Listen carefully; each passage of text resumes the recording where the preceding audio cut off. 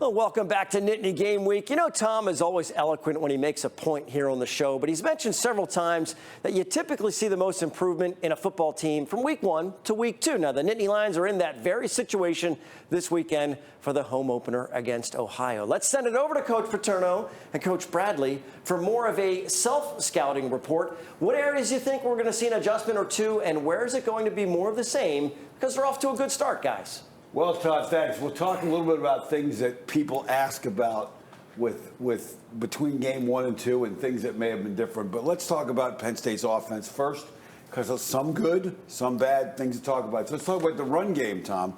One of the things that I think you noticed was Penn State was under center a lot more last week than they were last year. Now, that may be something that was just specific to this game or not, but some of the advantages of being under center is when you're in the run game, under center, your tailback shoulders are parallel, and they are looking north and south, and allows them, when this left guard gets knocked back, to make the cut behind, Tom. You get your shoulders square, you can make a lot of cuts. Make sure you know if your tailback's right foot dominant or left foot dominant.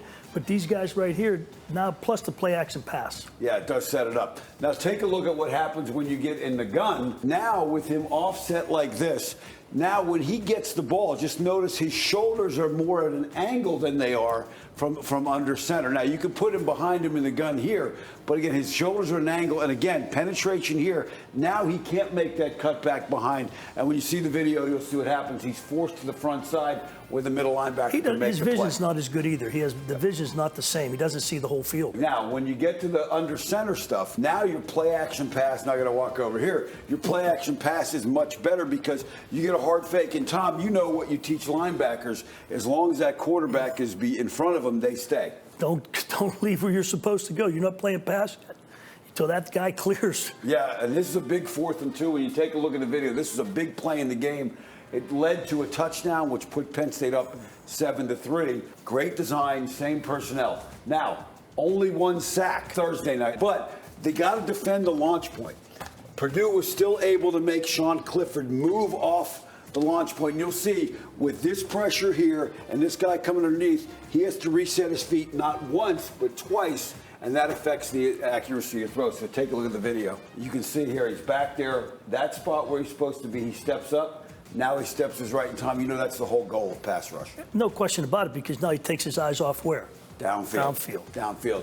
Now let's talk about the blitz from the edge. Here's a corner blitz, Tom. Talk about the problems over here. Well, you get the corner fire. Now, a couple of things is this is obviously a college, but in the pros you don't get this because of the hash marks. Here you get a shorter distance to go. They're trying to make this ball come out of here hot. They want to throw it out here hot. Let's pick it up and tackle the guy and get off the field. Okay? Yeah, let's take a look at how this unfolds. You'll see the ball comes out of here. The corner comes, even though he's free, he gets it out and throws it down the sideline. And one of the things they're trying to do is get you to make the hard throw. Same thing, now they blitz off the edge. Now this guy plays here, and you're going to see, again, on this video where they force him to throw the ball. So take a look at the video on this one. And again, you see that receiver's got to release outside. He's throwing in that gap, and he's not able to make that throw. Now, we talked about some fan interaction. We've got some questions for you guys. So some of the viewers have sent us some burning Penn State questions following the win. First one is for Coach Bradley. Mark is asking, along with Coach John Bove, who do you think is our best defensive backs coach? I'm only going to talk about the guys that I work with. So let's talk right off the bat with Ron Dickerson. Ron was with us that day. We had 19 different coverages against when we played Miami in the Fiesta Bowl. 5 picks that night.